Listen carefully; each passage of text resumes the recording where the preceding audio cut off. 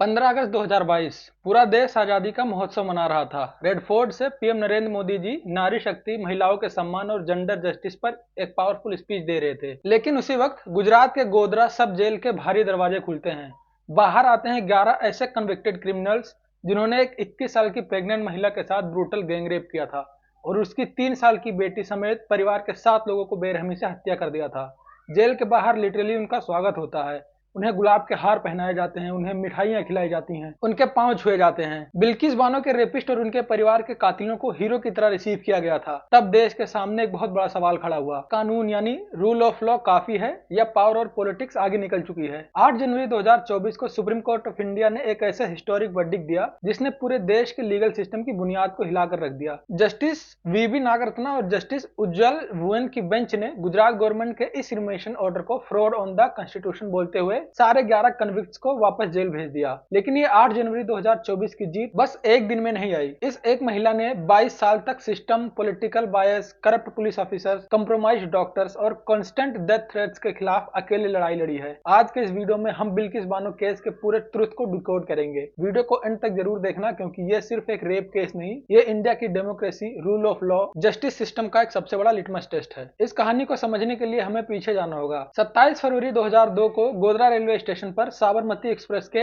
S6 coach में आग लग जाती है जिसमें 59 कर सेवक की मौत हो जाती है। इस घटना के बाद पूरे गुजरात में वायलेंट कम्युनल राइट्स भड़क उठते हैं। दाहोद डिस्ट्रिक्ट के रणधीकपुर गांव में 21 साल की बिल्किस बानो रहती थी। बिल्किस उस वक्त 5 महीने की प्रेग्नेंट थी। उनकी 3 साल की बेटी भी थी जिसका नाम सालिहा था। बिल्किस के साथ उनका पूरा परिवार और एक्सटेंडेड फैमिली भी रहती थी। राइट्स की आग जब रणधीकपुर तक पहुंची, बिल्किस के परिवार को डर लगा। उन्होंने अपना घर छोड़ा और आसपास के सेफ विलेजेस में छुपने की कोशिश करने लगे। उनके साथ लगभग 15-16 लोग थे जिनमें बच्चे और महिलाएं ज्यादा थी। 6 दिनों तक ये परिवार एक जगह से दूसरी जगह भटकता रहा। उन्हें लग रहा था कि उनके अपने गांव के लोग उन्हें बचा लेंगे। लेकिन 3 मार्च 2002 को सुबह के लगभग 11:30 बजे बिल्किस और उनका परिवार छापरवाड़ विलेज के पास एक आम के बागान से गुजर रहे थे। तभी वहां 2 ट्रक्स और मोटरसाइकिल पर 20 से 30 लोगों का एक मॉब आता है। उनके हाथों में लाठियां, तलवारें और दाराती होते हैं। ये मॉब कोई अनजान लोगों का नहीं था। बिल्किस ने बाद में कोर्ट में बताया कि वो उनके ही गांव के पड़ोसी थे जिन लोगों से वो रोज मिलती थी, रोज बातें करती थी, आज खून के प्यासे बन चुके थे। इन 11 लोगों के नाम थे राधे श्याम शाह, जशवंत नाई भट्ट, गोविंद नाई भट्ट, शैलेश भट्ट, विपिन जोशी, केशु भाई वानिया, बाका भाई वानिया, राजू भाई सोनी, मितेश भट्ट, रमेश चंदना और प्रदीप मोरदिया। जो अगले 2 घंटे में हुआ ह्यूमन क्रियलिटी की सारी हदें पार कर गया। मॉब ने सबसे पहले परिवार के मर्दों पर हमला किया। जसवंत भट्ट नाम के कन्विक्ट ने बिल्किस की 3 साल की बेटी सालिहा को गोद से छीनकर जमीन पर पत्थर पर पटक दिया। बिल्किस, उनकी माँ और उनकी कजिन शमीम जिसने 2 दिन पहले ही एक बच्चे को जन्म दिया था, तीनों को घेर लिया गया। 5 महीने की प्रेग्नेंट बिल्किस बानो के कपड़े फाड़ दिए गए। एक के बाद 5 लोगों ने गैंगरेप किया। शमीम और उनकी माँ के साथ भी ब्रूटल असॉल्ट हुआ। टोटल 14 लोग में से 7 लोग को ऑन द स्पॉट मार दिया गया जबकि बाकी लोग मिसिंग हो गए। बिल्किस बेहोश हो गई। कन्विक्ट्स को लगा कि बिल्किस मर चुकी है, इसलिए वो उसे वैसे ही नंगे जिस्म के साथ जमीन पर छोड़कर चले गए। जब बिल्किस को होश आया तो दोपहर ढल चुकी थी। उनके पास कपड़े तक नहीं थे, शरीर पर खून था और सामने उनकी 3 साल की बेटी और माँ की लाशें पड़ी थी। एक ट्राइबल महिला ने उन्हें कपड़े दिए। बिल्किस ने वहां से उठकर चलना शुरू किया। इतने लोगों को खोने के बाद वो डर कर छुपी नहीं। उसने डिसाइड किया वो इंसाफ लेकर रहेगी। अगर आपको लगता है कि क्राइम ज्यादा खौफनाक था तो सुनिए कि इस क्राइम के बाद स्टेट सिस्टम ने क्या किया। बिल्किस सबसे पहले किसी तरह लड़खड़ाते हुए लिमखाने पुलिस स्टेशन पहुंचती हैं। वहां हेड कांस्टेबल सोमा भाई राता भाई और सब इंस्पेक्टर NK अमीन, जिनको बाद में अरेस्ट भी किया गया, मौजूद थे। बिल्किस ने रो रो कर सारी दास्तान बताई, अक्यूज के नाम बताए जिन्हें वो पहचानती भी थी। लेकिन पुलिस ने क्या किया? पुलिस ने जो FIR फाइल किया, FIR नंबर 27/2002, उसमें से कन्विक्ट्स के नाम ही हटा दिए। उन्होंने FIR में लिखा कि अननोन मॉब ने अटैक किया। उन्होंने रेप की बात को कंप्लीटली सप्रेस कर दिया। केस को इतना वीक बना दिया कि फोरेंसिक रिपोर्ट आने से पहले ही केस बंद हो जाए। इसके बाद डॉक्टर्स का रोल आता है। गोधरा सिविल हॉस्पिटल के 2 government doctors, doctor Arun Kumar Diwakar और डॉक्टर संगीता प्रसाद ने बिल्किस का मेडिकल एग्जामिनेशन किया। उन्होंने अपनी रिपोर्ट में लिखा कि there are no marks of sexual assault, कोई रेप का सबूत ही नहीं है। उन्होंने विक्टिम का प्रॉपर स्वैब तक प्रिजर्व नहीं किया और 8 महीने के अंदर दिसंबर 2002 में लिमखेड़ा पुलिस ने कोर्ट में एक ए समरी रिपोर्ट फाइल कर दी। लीगल टर्म्स में ए समरी का मतलब होता है crime is true but accused are untraceable. आरोपी मिल नहीं रहे हैं, इसलिए केस बंद कर दिया जाता है। सिस्टम ने बिल्किस बानो के केस पर टेम्परेरी ताला लगा दिया था। क्रिमिनल्स खुले घूम रहे थे, पुलिस उन्हें प्रोटेक्ट कर रही थी और डॉक्टर्स ने मेडिकल रिकॉर्ड वाइप आउट कर दिए थे। लेकिन बिल्किस ने सरेंडर नहीं किया। उनके पति याकूब रसूल और एनजीओ सेंटर फॉर जस्टिस के एक्टिविस्ट उनके साथ खड़े हुए। बिल्किस ने national human right commission NHRC के चेयरपर्सन जस्टिस जेएस वर्मा से कॉन्टेक्ट किया। एनएचआरसी ने बिल्किस की कंडीशन देखी और सुप्रीम कोर्ट में एक पिटीशन फाइल की अंडर आर्टिकल 32। सुप्रीम कोर्ट ने देखा कि गुजरात पुलिस कंप्लीटली कंप्रोमाइज्ड है। दिसंबर 2003 में सुप्रीम कोर्ट ने इन्वेस्टिगेशन पुलिस से छीनकर सीबीआई को सौंप दिया। ये इस केस का पहला टर्निंग पॉइंट था। जब सीबीआई ने केस हाथ में लिया तो उनके सामने सबसे बड़ा चैलेंज था एविडेंस का गायब होना। क्राइम सीन को 1.5 साल हो चुके थे। विक्टिम्स की बॉडीज कहां थी? सीबीआई के स्पेशल ऑफिसर आरएस खत्री और उनकी टीम ने पनरेन विलेज के पास एक रिवर वेड की खुदाई शुरू की। उन्होंने एम्स दिल्ली और सेंट्रल फोरेंसिक साइंस लेबोरेटरी के टॉप फोरेंसिक एक्सपर्ट को बुलाया। जो खुदाई में मिला उसने सीबीआई के ऑफिसर्स के होश उड़ा दिए। मिट्टी के नीचे 7 बॉडीज के स्केलेटन निकले। लेकिन गुजरात पुलिस की चालाकी देखिए, उन्होंने पहले ही लाशों के सर काटकर गायब कर दिए थे ताकि कोई स्केल से फेस आइडेंटिफिकेशन ना कर सके। शरीर पर नमक छिड़क दिया गया था ताकि डिकम्पोजिशन फास्ट हो जाए। लेकिन सीएफएसएल के एक्सपर्ट्स ने बोन मैरो और डीएनए टेस्टिंग के जरिए कंफर्म किया कि ये स्केलेटन्स बिल्किस के फैमिली मेंबर्स के ही हैं, जिनमें उनकी 3 साल की बेटी सालिहा भी शामिल थी। सीबीआई ने 2004 में चार्जशीट फाइल की। उन्होंने टोटल 20 लोगों को अक्यूज बनाया, 12 प्राइवेट इंडिविजुअल्स, 6 पुलिस ऑफिसर्स और 2 गवर्नमेंट हॉस्पिटल के डॉक्टर्स। सीबीआई ने प्रूव कर दिया कि पुलिस और डॉक्टर्स ने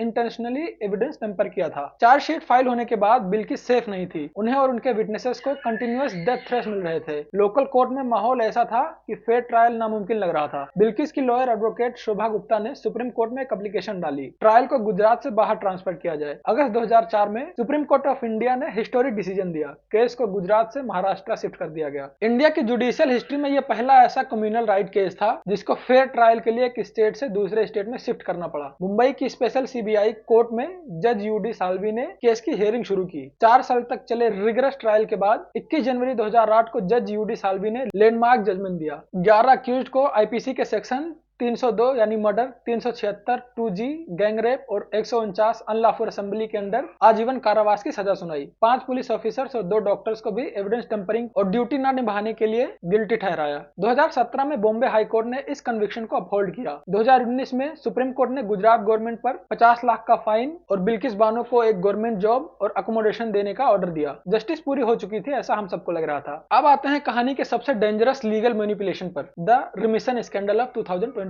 जेल में 14 साल पूरे होने के बाद कन्विक्ट में से एक राधे श्याम शाह सुप्रीम कोर्ट जाता है। उसने रिक्वेस्ट किया कि मैंने 14 साल काट लिया है, मुझे रिमिशन यानी सजा माफी मिलनी चाहिए। यहाँ 2 पॉलिसीज का खेल समझिए। पहला है 1992 का रिमिशन पॉलिसी। इसमें कन्विक्ट्स को 14 साल बाद रिलीज करने का प्रोविजन था, चाहे क्राइम कितना भी बड़ा हो। और दूसरा आता है 2014 की रिमिशन पॉलिसी। सुप्रीम कोर्ट और होम मिनिस्ट्री की नई गाइडलाइन के हिसाब से गैंगरेप और ब्रूटल मर्डर के कन्विक्ट्स को कभी रिमिशन नहीं मिल सकता। मई 2022 में सुप्रीम कोर्ट की एक 2 जज bench headed by justice Ajay Rastogi ने एक ऑर्डर दिया कि गुजरात गवर्नमेंट राधे श्याम शाह की रिमिशन एप्लीकेशन को 1992 की पॉलिसी के अंडर कंसीडर करे। लेकिन इस ऑर्डर में 2 बड़ी लीगल मिस्टेक्स थी। सबसे पहला, सीआरपीसी के सेक्शन 432 सबसेक्शन 7 कहता है कि रिमिशन देने का हक उस गवर्नमेंट के पास होता है जिस स्टेट में ट्रायल चला हो।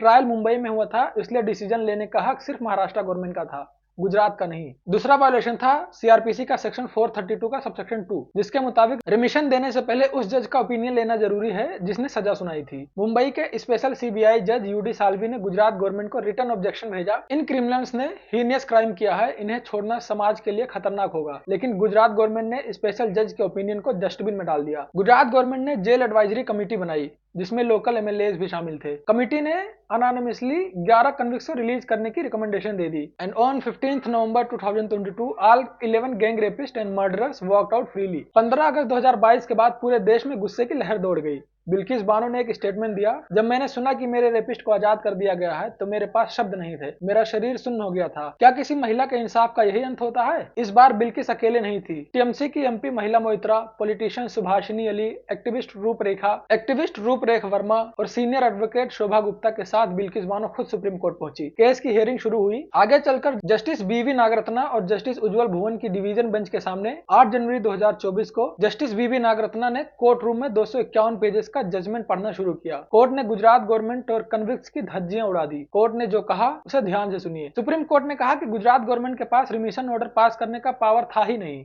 अप्रोप्रिएट अथॉरिटी महाराष्ट्र गवर्नमेंट थी। कन्विक्ट राधेश्याम ने मई 2022 में सुप्रीम कोर्ट से झूठ बोलकर फैक्ट को कंसील करके ऑर्डर लिया था। कोर्ट ने बोला, झूठ पर टिकी हुई कोई भी चीज लीगली वैलिड नहीं हो सकती। गुजरात गवर्नमेंट ने महाराष्ट्र गवर्नमेंट की पावर को छीनकर सुप्रीम कोर्ट के पिछले प्रेसिडेंट्स का वायलेशन किया है। सुप्रीम कोर्ट ने गुजरात गवर्नमेंट के रिमिशन ऑर्डर को रद्द कर दिया। कोर्ट ने 11 विक्टिम्स को 2 हफ्ते के अंदर गोधरा जेल में सरेंडर करने का स्ट्रिक्ट ऑर्डर दिया। कन्विक्ट्स ने सुप्रीम कोर्ट से टाइम एक्सटेंड करने की रिक्वेस्ट की, लेकिन सुप्रीम कोर्ट ने 1 दिन का भी एक्स्ट्रा टाइम देने से साफ मना कर दिया। 21 जनवरी 2024 की रात सारे 11 कन्विक्ट्स ने गोधरा सब जेल के दरवाजे पर सरेंडर कर दिया। बिल्किस बानो ने अपना फाइनल रिएक्शन देते हुए कहा, आज मेरे आंसू खुशी के हैं। मैंने पिछले 2 सालों में पहली बार बिना किसी डर के सांस लिया है। मैंने अपने बच्चों को गले लगाया और कहा, कानून अभी भी जिंदा है। दोस्तों, बिल्किस बानो का ये केस 2002 से लेकर 2024 तक चला, यानी 22 साल। ये केस हमारे जुडिशियल और पॉलिटिकल सिस्टम पर 3 सबसे बड़े लेसन छोड़कर जाता है। जब स्टेट मशीनरी क्रिमिनल को प्रोटेक्ट करने लगे तो जुडिशरी ही आम नागरिक की आखिरी ढाल बनती है। अगर सुप्रीम कोर्ट ने 2004 में ट्रायल मुंबई शिफ्ट न किया होता और 2024 में रिमिशन रद्द न किया होता तो बिल्किस बानो को कभी इंसाफ मिलता ही नहीं। रिमिशन लॉ में एग्जीक्यूशन ट्रांसपेरेंट होना चाहिए। सेक्सुअल वायलेंस और हीनियस मर्डर्स के केस रिमिशन पॉलिसी को पॉलिटिकल फेवर के लिए यूज करना कॉन्स्टिट्यूशन की स्पिरिट के खिलाफ है। बिल्किस बानो चाहती तो 2002 में ही हार मान सकती थी। उन्हें पैसे के ऑफर्स मिले, डेथ थ्रेट्स मिले, लोकल सिस्टम ने सबोटाइज किया, लेकिन उन्होंने 22 साल तक लड़ाई लड़ी। बिल्किस ने सिर्फ अपने लिए नहीं बल्कि भारत की हर महिला के लिए ये बैटल जीती है। आपका बिल्किस बानो वर्डिक्ट पर क्या ओपिनियन है? क्या रेप और मर्डर्स के केस में रिमिशन का पूरी तरह बैन कर देना चाहिए? नीचे कमेंट्स में अपनी राय जरूर शेयर कीजिए। अगर आपको ये वीडियो इन्फॉर्मेटिव लगी हो तो ये एक्यूरेट लीगल हिस्ट्री देश के हर नागरिक तक पहुंचाइए। इस वीडियो को लाइक करें, अपने फ्रेंड्स, स्टूडेंट्स, फैमिली सबके साथ शेयर करें। चैनल को सब्सक्राइब करके बेल आइकन जरूर प्रेस कीजिए ताकि हम ऐसे ही thoroughly research high impact investigative videos आप तक लाते रहें। देखने के लिए बहुत बहुत शुक्रिया। मेरा नाम आतिफ है।